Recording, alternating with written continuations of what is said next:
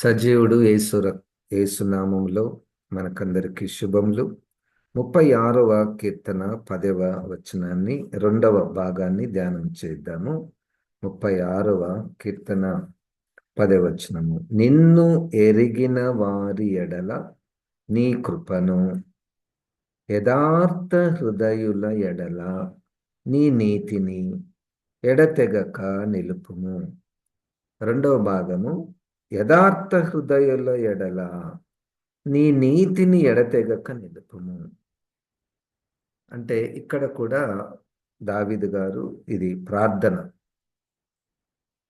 నీ నీతిని నిలుపుము అంటే నీ కృపను, నీ ప్రేమను, నీ కార్యములను జరిగించుము అన్న భావంతో ఉన్నది అక్కడ. యథార్థ హృదయుల ఎడల, దేవునికి స్తోత్రం. అది ప్రభువు మెచ్చినటువంటి స్థితి, యథార్థ హృదయము. సాధారణంగానే మనకు ఇర్మీయా గ్రంథంలో రాసినట్టు ఈ హృదయము, మానవుని యొక్క హృదయము, అది వ్యాధి కలిగినటువంటిది, బహుఘోరమైనటువంటి వ్యాధి కలిగినటువంటిది. ఈ హృదయాన్ని యథార్థ హృదయముగా చేయబడుట అది యేసుకే సాధ్యము, యేసు రక్తమునకే సాధ్యము. యథార్థ హృదయము లేదా పరిశుద్ధ హృదయము లేదా నిర్మలమైనటువంటి హృదయము మనకందరికీ కూడా, క్రీస్తు పిల్లలకు మనకందరికీ ఉండాలని మనము కోరుకుందాము. ఇదే కీర్తనల గ్రంథము 15వ అధ్యాయములో ప్రారంభ వచనాలు చూడండి. యెహోవా నీ గుడారంలో అతిథిగా ఉండదగిన వాడెవడు? నీ పరిశుద్ధ పర్వతము మీద నివసింపదగిన వాడెవడు? యథార్థమైన ప్రవర్తన కలిగి నీతిని అనుసరించుచు హృదయపూర్వకముగా నిజము పలుకువాడే. యథార్థ హృదయము అంటే ఇప్పుడు ఆ వచనములో దేవుని పర్వతమునకు ఎవరు ఎక్కగలరు? ఆయన దగ్గరికి ఎవరు రాగలరు? ఆయన దగ్గరికి ఎవరు రాగలరు అంటే యథార్థమైన హృదయము కలిగి, ప్రవర్తన కలిగి, నీతిని అనుసరించుచు హృదయపూర్వకముగా నిజము పలుకువాడే. అట్టివాడు అంటే యథార్థ హృదయం అంటే ఎలాగుంటుంది? వాళ్ళ లక్షణాలు ఎలాగుంటాయి? ఇప్పుడు నా హృదయం యథార్థంగా ఉందా లేదా? ఎట్లా తెలుసుకోవాలి? 3వ వచనంలో, అట్టివాడు నాలుకతో కొండెములాడడు. కొండెములు అంటే ఒకరి గురించినటువంటి చెడు ఇంకొకరి దగ్గర చెప్పడం. ఫలానా వ్యక్తిలో తప్పు ఉంది, చెడు ఉంది, ఇది తీసుకొని వెళ్ళి ఇంకొకరి దగ్గర చెప్పడం. వాళ్ళని యథార్థ హృదయులు, యథార్థ హృదయం కలిగినటువంటి వారు అని అన్నారు. తన చెలికానికి కీడు చేయడు, తన పొరుగువాని మీద నింద మోపడు. ఇవన్నీ యథార్థ హృదయాలు, యథార్థ ప్రవర్తన కలిగినటువంటి వారిలో ఉండవలసినటువంటి లక్షణాలు. అవి మనము చదువుతున్నప్పుడు అది మనకు సాధ్యమేనా అని అనపడుతుంది. అతని దృష్టికి నీచుడు అసహ్యుడు, అతడు యెహోవా యందు భయభక్తులు గల వారిని సన్మానించు. అతడు ప్రమాణం చేయగా నష్టము కలిగినను మాట తప్పడు. ఎవరు? యథార్థ హృదయులు. తన ద్రవ్యము వడ్డీకియడు, నిరపరాధిని చెరుపుటకై లంచము పుచ్చుకొనడు. వీళ్ళు ఎవరంటే యథార్థ హృదయులు, అన్ని విషయంలో జాగ్రత్తగా ఉండేటటువంటి వారు. ఈ ప్రకారం చేయువాడు ఎన్నడను కదల్చబడడు. మొత్తానికి మనం అందరము కోరుకునేటటువంటిది ఏంటంటే, మత్తయి సువార్త 5వ అధ్యాయములో 8వ వచనములో హృదయ శుద్ధి గలవారు ధన్యులు, వారు దేవుని చూచెదరు. ఇంత గొప్ప ఆశీర్వాదం కదా దేవుని చూచే పద్ధతి. మనం అడుగుతుంటాం, దేవుని చూసావా, దేవుని చూసావా? హృదయ శుద్ధి చేయబడుట ద్వారా యేసుక్రీస్తే మన హృదయంలోనికి వస్తున్నాడు. దేవునికి స్తోత్రం. ప్రోక్షింపబడిన హృదయములతో, అంటే కడగబడినటువంటి మంచి హృదయములతో. ఇప్పుడు హృదయాన్ని కేవలం కడగబడడం మాత్రమే కాదు, ఆ కడిగబడిన తర్వాత దానిలో యథార్థ హృదయం రావాలి కదా. ఉన్న మలినమంతా పోయిన తర్వాత ఇక దాంట్లో ఏమి ఉంది? ఎట్టి హృదయం నాకుంది? క్రీస్తు యేసునకు కలిగిన మనస్సు. ఫిలిప్పీలకు రాసినటువంటి పత్రిక 2వ అధ్యాయము 5వ వచనము. ఇట్టి మనస్సు, క్రీస్తు యేసునకు కలిగిన ఈ మనస్సు మీరును కలిగి ఉండుడి. ఆ మనసు, ఆ హృదయము మీరును కూడా కలిగి ఉండండి. ఆయన దేవుని స్వరూపము కలిగిన వాడయుండి దేవునితో సమానముగా ఉండుట విడిచిపెట్టకూడని భాగ్యమని ఎంచుకొనలేదు గాని, మనుషుల పోలికగా పుట్టి దాసుని స్వరూపం ధరించుకొని తన్ను తానే రిక్తునిగా చేసుకొనెను. మరియు ఆయన ఆకారమందు మనుషుడుగా కనపడి మరణము పొందునంతగా, అనగా శిలువ మరణము పొందునంతగా విధేయత చూపిన వాడే తను తాను తగ్గించుకునేను. యథార్థ హృదయముల యొక్క హృదయాలు కలిగినటువంటి వారి యొక్క లక్షణములో విధేయత, వాక్యమునకు విధేయత. ఇది మన జీవిత కాలమెల్లా ఎప్పటికీ కూడా మనం గుర్తు పెట్టుకోవాల్సినటువంటి మాట. ఎవరి మాట విన్నా వినకపోయినా వాక్యము మాట, the spirit of the word of God, ఆ మాటకు మాత్రము మనము అవిధేయత చూపించకూడదు. ఒక్కొక్కసారి ఈ వాక్య ప్రకారం మనం నడుచుకోవాలంటే కొంచెం కష్టంగా, ఇంపాసిబుల్గా కనబడుతుంది. అప్పుడు మన ప్రతిస్పందన, ప్రభా ఇది నాకు చేత కావడం లేదు, దీని ప్రకారం నడిచే నాకు శక్తిని దయచేయని అడగాలి కానీ దీన్ని మాత్రం మార్చకూడదు. హల్లెలూయా. దీన్ని మాత్రం మనకు అనుకూలంగా మార్చుకొనకూడదు. యేసుక్రీస్తు విధేయత చూపించాడు. మనము ఆయన పిల్లలముగా,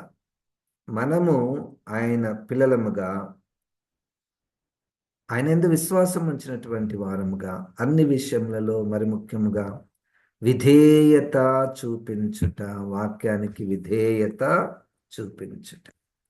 ఈ వాక్యానికి విధేయత చూపించాలి అంటే హెబ్రీలకు రాసినటువంటి పత్రికలో 10వ అధ్యాయములో చూడండి,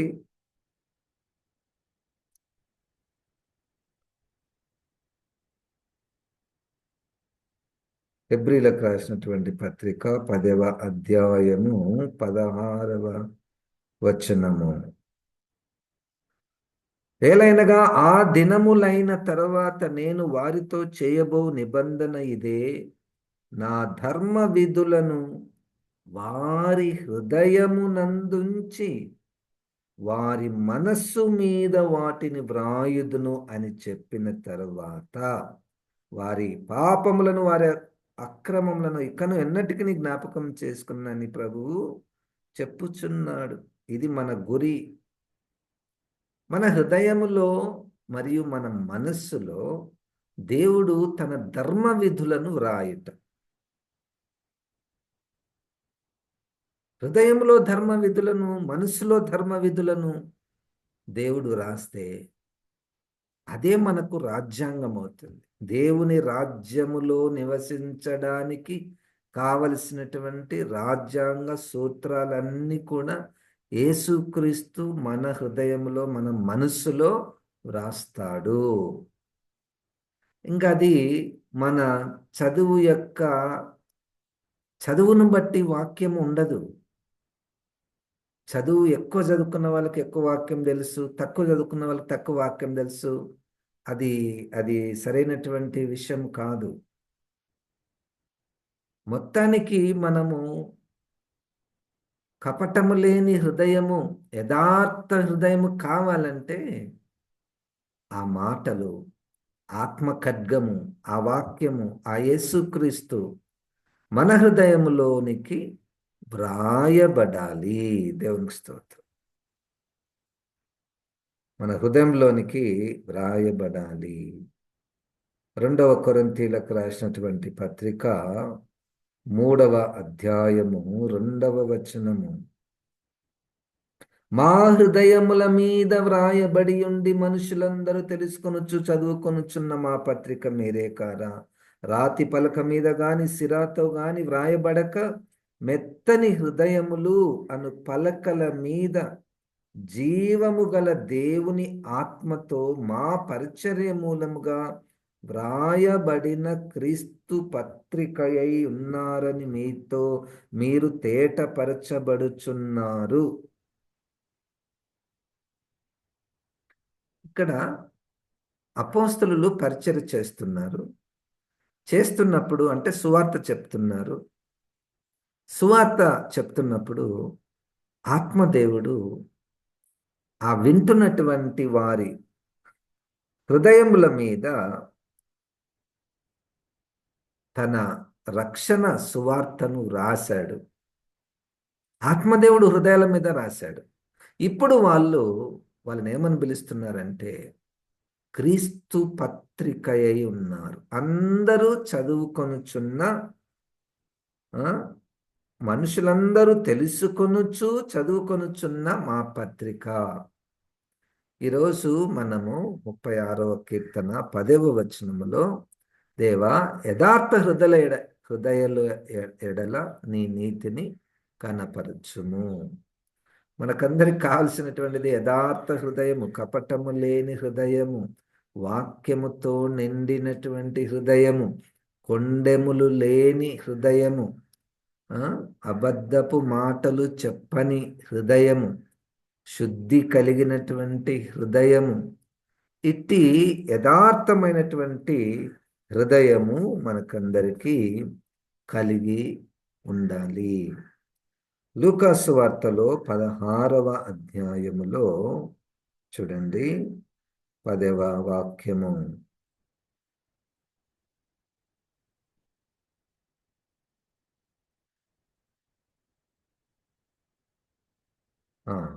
మిక్కిలి కొంచెంలో నమ్మకముగా ఉండువాడు ఎక్కువలోను నమ్మకముగా ఉండును, మిక్కిలి కొంచెంలో అన్యాయముగా ఉండువాడు ఎక్కువలోను అన్యాయముగా ఉండును.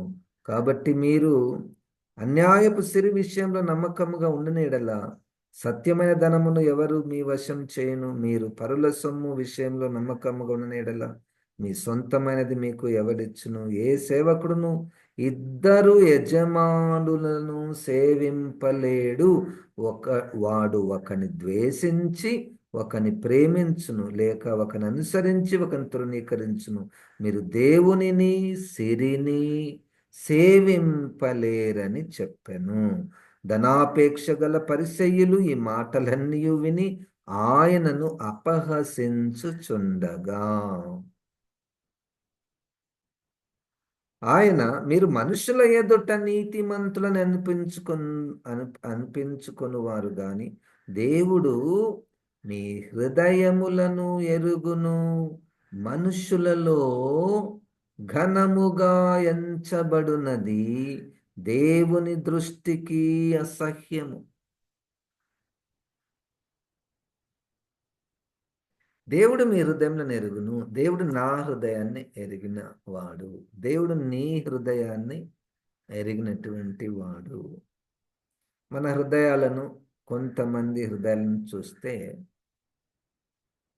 ధనాపేక్ష ఒక యజమానుడు, ఇంకొక యజమానుడు యేసుక్రీస్తు. ఈలాగు ఉండడానికి వీలు లేదు. మీరు ఎవరినో ఒకరిని సేవిస్తారు.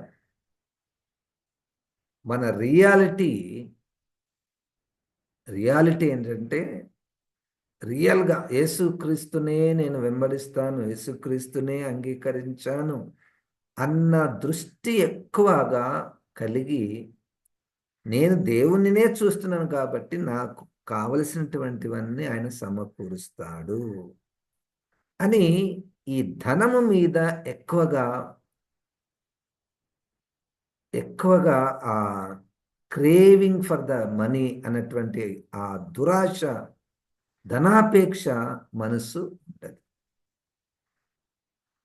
లేదు, ఇంకొక రకము గుంపు జీవిస్తే ధనమే, ధనా ధనం ధనాపేక్ష. యేసుక్రీస్తు ఎప్పుడో ఒకసారి, వారానికి ఒకసారి గుర్తుకు రావడం, ఉం? ఇది యథార్థ హృదయముల విషయము కాదు. ఇక్కడ ధనాపేక్ష పరిసయ్యులు ఈ మాటలని విని ఆయనను అపహసించుచుండగా, మీరు మనుషుల ఎదుట నీతిమంతులని అనిపించుకొనువారు.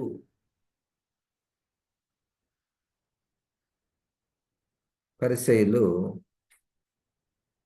వాళ్ళ యొక్క మంచితనము, గొప్ప కార్యాలు ఇతరులు గుర్తించాలి అని కోరుకుంటారు. వారి హృదయం అటువంటిది. వారి హృదయంలో దాన్ని బట్టి వాళ్ళు సంతోషిస్తారు. ఎవరైనా మనల్ని పొగడాలని మనము ఇష్టపడుట.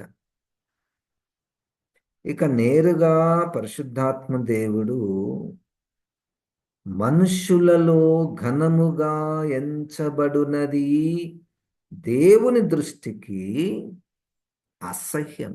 16వ అధ్యాయము లూకా సువార్త 15వ వచనం. వీళ్ళు పరిసయ్యులు ఘనత కోరుకుంటున్నారు. దేవుడు మన యొక్క హృదయాలను ఎరుగును. నీతిమంతులని వారు పిలిపించుకోవడానికి ఇష్టపడేవారు. మమ్మల్ని గణపరచండి. వీధి మూలలలో అగ్రపీఠాలను కోరుకునేటటువంటి వారు. అది దేవునికి అసహ్యం. ఒక్కొక్కటి ఎన్నెన్ని కార్యాలు చెప్పాలి మన ప్రవర్తనలో. అందుకనే ఒకటే ఆయుధము, ఒకటే పరిష్కారం. యేసుక్రీస్తుని మన హృదయంలో వ్రాయబడితే చాలు. ఆ గురి చేరుకుంటే చాలు. మన హృదయం ఆటోమేటిక్గా మారిపోతుంది. మనకు యథార్థ హృదయం వస్తుంది. ఇది చేయొద్దు, అది చేయొద్దు, ఇది చేయండి, అది చేయండి, ఎన్నెన్ని చెప్పాలి. పరిశుద్ధాత్మ దేవుడు మనలో ఉన్నటువంటి ఆ మలినాలను మనకు చూపించి, ఇదిగో యేసు రక్తంలోనే అవి కడగబడతాయని మనకు బోధించి, ఇదిగో ఇప్పటి నుండి క్రీస్తు ఆత్మను మీరు కలిగి క్రీస్తు వాక్యము యొక్క ధర్మమును మీ హృదయంలో వ్రాయబడాలి అని మనలో ఆశ పుట్టిస్తే, మనలో ఆ శుద్ధ హృదయము కలుగుతుంది. శుద్ధ హృదయం. దేవా నాయందు శుద్ధ హృదయం నాకు దయచేయము. 51వ కీర్తనలు. నా అంతరంగంలో సత్యమును పుట్టించుము.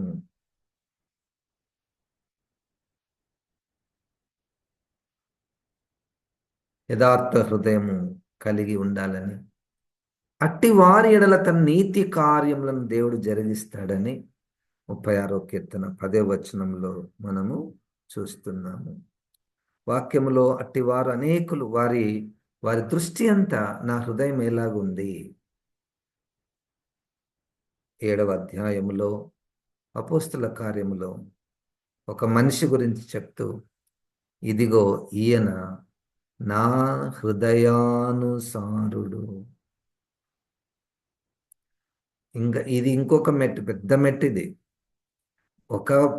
మనము ఇంకా మన హృదయాలే మనము సరిగ్గా కడుక్కోలేకపోతున్నాము. కపటం లేని హృదయములు కలిగి ఉండలేకపోతున్నాము. ఇంకొక పైన మెట్టు దేవుని హృదయాన్ని ఎరిగి నడుచుకొనుట.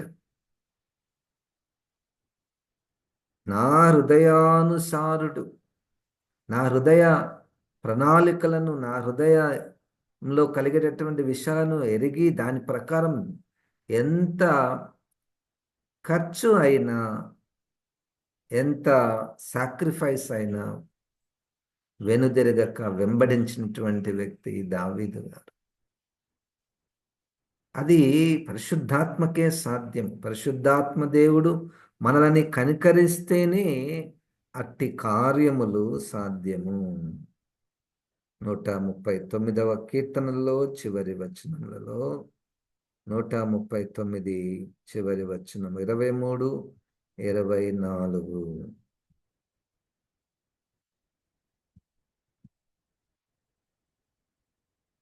దేవా, నన్ను పరిశోధించి నా హృదయమును తెలుసుకొను, నన్ను పరీక్షించి నా ఆలోచనలను తెలుసుకొను. నీకు ఆయాసకరమైన మార్గం నా యందున్నదేమో చూడుము.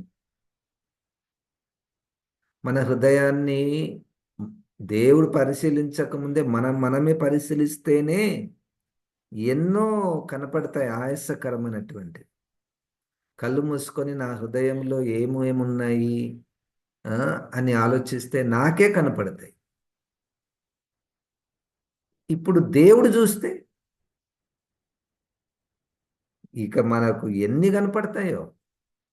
మన హృదయంలో ఉన్నటువంటి ఆయాసకరమైనటువంటి మార్గాలు.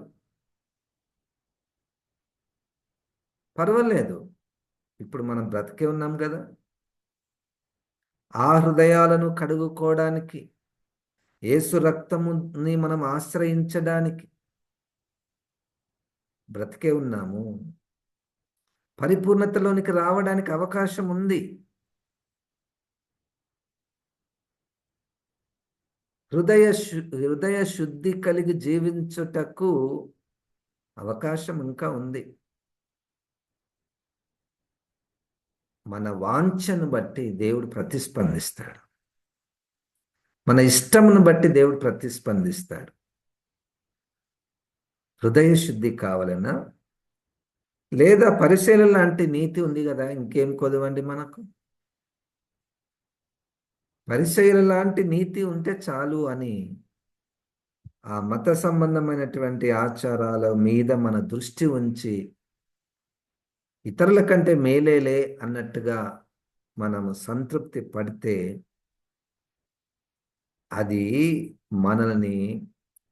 ఆ ధర్మశాస్త్రము, అక్షరము మనల్ని చంపుతుంది.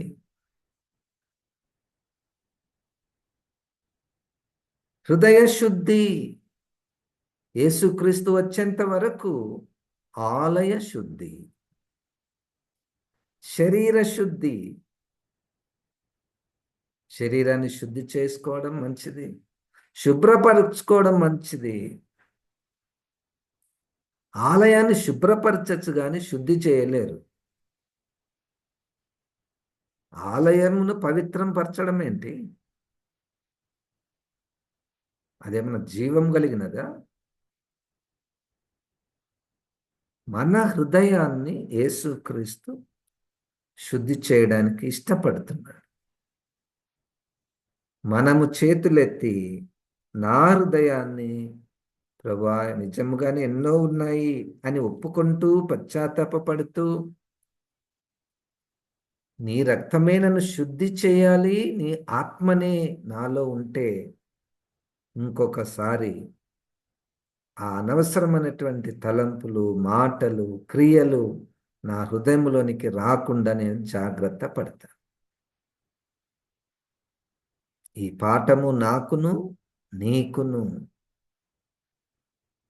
కనుక మనం బ్రతికి ఉన్నప్పుడే, మనము చనిపోకముందే హృదయ శుద్ధి కలిగినటువంటి వారముగా మనం ఉండాలి.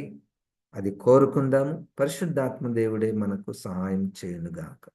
ప్రార్థన చేసుకుందాం. జీవం గల దేవా, వాక్యమైన ప్రభా, ఈ నీ మాటలను నాలో మాలో ఫలింపచేయమని యేసు క్రీస్తు నామమున ప్రార్థిస్తున్నాము తండ్రి. ఆమెన్. ఇప్పుడు మన పరమ తండ్రి అయిన దేవుని యొక్క ప్రేమ, ప్రభు అయిన యేసు క్రీస్తు కృప, పరిశుద్ధాత్మ దేవుని యొక్క సహాయము మనకందరికీ సదాకాలము తోడై ఉండును గాక. ఆమెన్. ఆమెన్. దేవుడు మనల్ని దీవించును గాక.